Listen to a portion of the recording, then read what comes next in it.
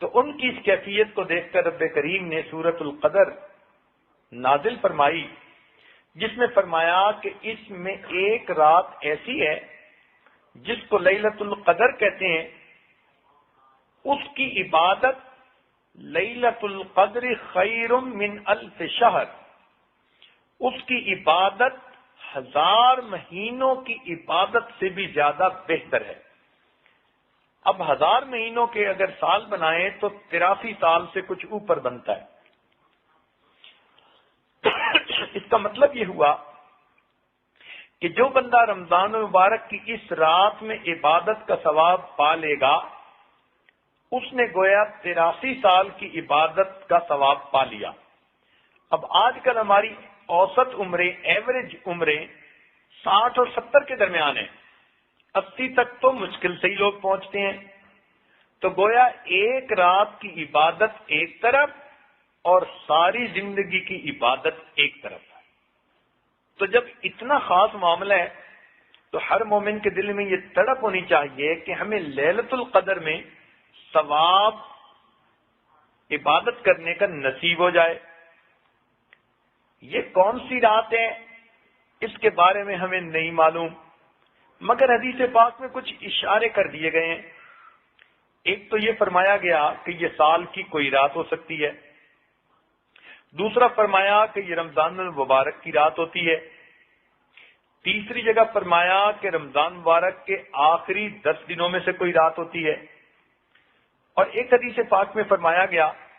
کہ آخری 10 دنوں میں سے جو طاق عدد ہیں وہ رات ہوتی ہے، یعنی 21، 23، 25، 27، 29 ان میں سے کوئی رات ہوتی ہے۔ زیادہ روایتیں اسی کی ہیں۔ اب اس عشرہ میں لیلۃ القدر کو تلاش کرنے کے لیے اعتکاف بیٹھتے ہیں، اس لیے معتکف ہر رات میں قیام اللیل کریں تاکہ ان کو لیلۃ القدر میں قیام کا ثواب نصیب ہو جائے۔ اب یہ رات کون سی ہے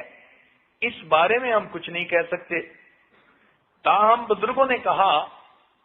کہ اللہ رب العزت کو 7 کا عدد پسند ہے۔ آسمان بھی 7 ہیں، زمینیں بھی 7 ہیں، انسان کے اعضاء جن سے وہ اللہ کے سامنے سجدہ ریز ہوتا ہے وہ بھی 7 ہیں، اور 7 طرح کا جسمانی رزق دیا۔ فَأَنبَتْنَا فِيهَا حَبًّا وَعِنَبًا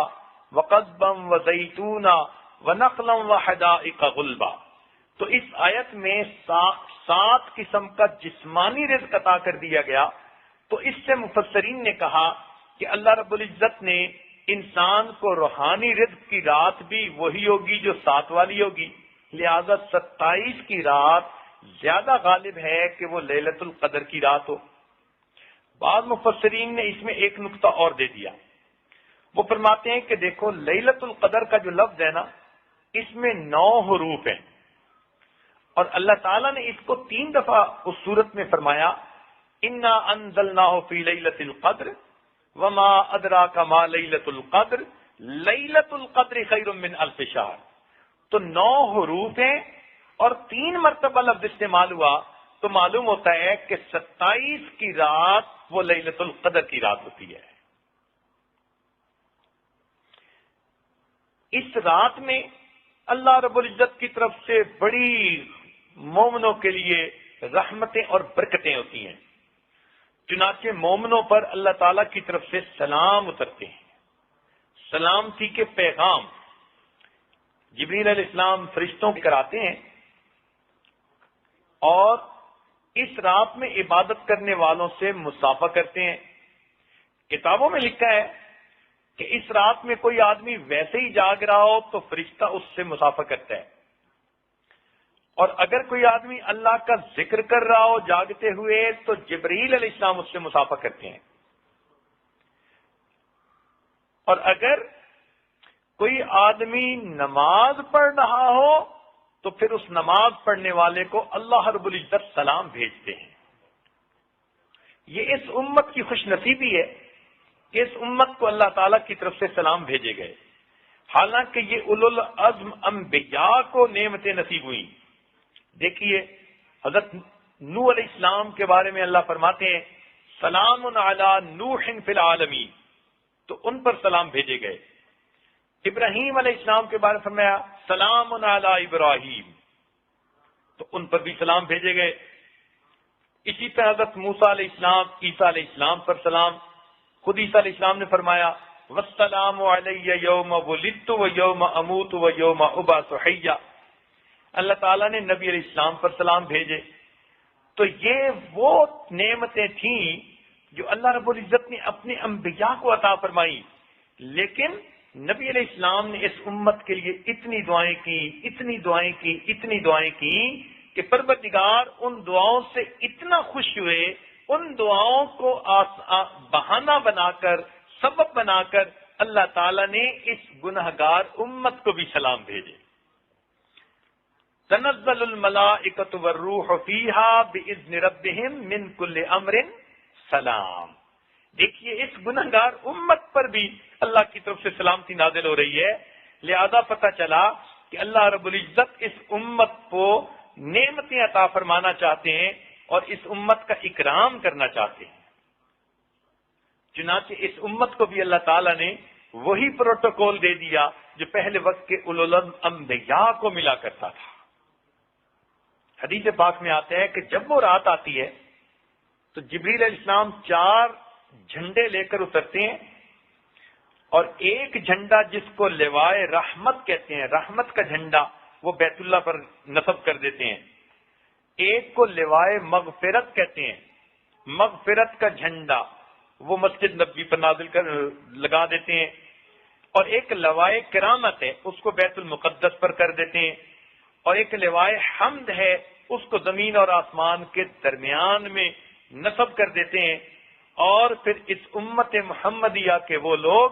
جو اس رات میں بیٹھے ہوئے دعائیں کرتے ہیں، یہ فرشتے ان کی دعاؤں پر آمین کہتے ہیں۔ اب سوچئے اللہ تعالیٰ کے فرشتے اگر ہماری دعاؤں پر آمین کہہ دیں تو پھر کیا بات ہے۔ اب بھی نہ ہو قبول تو قسمت کی بات ہے، اب بھی نہ ہو قبول تو قسمت کی بات ہے، آمین کہہ رہے ہیں وہ میری دعا کے ساتھ۔ تو ہماری دعاؤں پر اللہ کے فرشتے آمین کہیں، اس سے بڑھ کر ہمارے لیے اور کیا بڑی نعمت ہو سکتی ہے۔ اسی حدیث پاک میں آتا ہے کہ جو دنیا میں روزے رکھیں گے، جب اللہ تعالیٰ کے ہاں جائیں گے اور باب الریان میں سے ان کو گزاریں گے تو فرشتے ان کو کہیں گے کلوا واشربوا ہنیئا بما اسلفتم فی الایام الخالیہ۔ تو مفسرین نے ایک تفسیر یہ بھی لکھی کہ یہ وہ روزہ دار ہوں گے جو اللہ کے لیے بھوکے رہے، پیاسے رہے، پروردگار ان کو خوشخبریاں دیں گے۔ فرشتے کہیں گے او دنیا میں اللہ کے لیے بھوکے رہنے والوں، او پیاسے رہنے والوں، آؤ جنت کی نعمتیں تمہارے لیے ہیں، کلوا واشربوا ہنیئا بما اسلفتم فی الایام الخالیہ۔ اب دل تو چاہتا ہے ہر بندے کا کہ لیلۃ القدر میں عبادت کی ہمیں سعادت نصیب ہو، لیکن وہ نعمتیں کب نازل ہوتی ہیں، رحمتیں کب نازل ہوتی ہیں، جبریل علیہ السلام کب نازل ہوتے ہیں، ہمیں اس بات کا پتہ نہیں۔ تو ممکن ہے ہم 11 بجے تک عبادت کریں اور یہ رحمتوں کا نزول اس کے بعد ہو، ممکن ہے کہ ہم 12 بجے تک عبادت کریں اور ان خاص رحمتوں کا نزول اس کے بعد ہو، ممکن ہے ہم 2 بجے تک عبادت کریں اور ان رحمتوں کا نزول اس کے بعد شروع ہو۔ تنزل الملائکہ، جب ملائکہ نازل ہوتے ہیں، اب کب نازل ہوتے ہیں ہمیں اس کا تو پتہ نہیں ہے، لیکن قرآن مجید سے ایک اشارہ ملتا ہے اور وہ بڑا مزے کا ہے۔ پروردگار عالم نے ایک طرف تو بات چھپائی مگر دوسری طرف بندوں کو راہ بھی دکھائی۔ جیسے ماں بچے کو کچھ دینا چاہتی ہے تو چھپا دیتی ہے مگر کچھ ڈائریکشنز بھی دے دیتی ہے، دل میں ہوتا ہے کہ میں نے اس کو محروم تو نہیں کرنا، تھوڑی سی کوشش کرے گا تو اس کو مل جائے، تو ایک طرف تو چھپا بھی دیتی ہے اور دوسری طرف اشارے سے بتا بھی جاتی ہے۔ یوں ہی لگتا ہے کہ اللہ تعالیٰ بندوں پر اتنے مہربان ہے کہ لیلۃ القدر کو ایک طرف تو چھپا دیا کہ اس کو تم ڈھونڈنے کے لیے اعتکاف میں بیٹھو، راتوں کو جاگو، مگر دوسری طرف اشارہ بھی کر گئے یہ اوپن سیکرٹ ہے پروردگار کا، کہنے کو تو راز ہے، مگر اس راز کو ایک طرف سے بتا بھی گئے۔ وہ کیا کہ پروردگار نے یہ بتا دیا کہ جب وہ فرشتے نازل ہوتے ہیں، برکتیں نازل ہوتے ہیں، ہی حتی مطلع الفجر،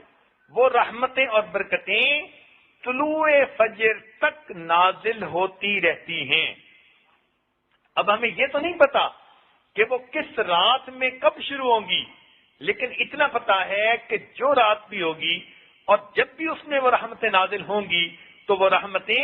سحری کا وقت ختم ہونے تک جاری رہیں گی۔ اب یہاں سے ہمیں ایک نقطہ مل گیا کہ اگر ہم روزہ رکھنے کے لیے 1 گھنٹہ پہلے اٹھ جائیں وقت ختم ہونے سے، اور اس میں ہم آدھا گھنٹہ اپنے روزہ رکھنے میں لگا لیں، کھانے پینے میں استعمال کر لیں، اور جو آخری آدھا گھنٹہ ہے اگر ہم اس کو اللہ تعالیٰ کی عبادت میں، تلاوت میں، ذکر میں اور دعائیں مانگنے میں لگا دیں، تو جب بھی وہ رمضان کی رات ہوگی، چونکہ اس کی رحمتیں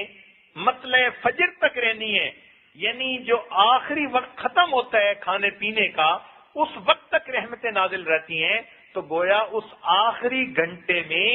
رمضان کے 30 دن جو عبادت عورت کر لے گی اس کو گویا لیلۃ القدر کی ان خاص رحمتوں کے وقت میں عبادت کرنے کا اجر نصیب ہو جائے گا۔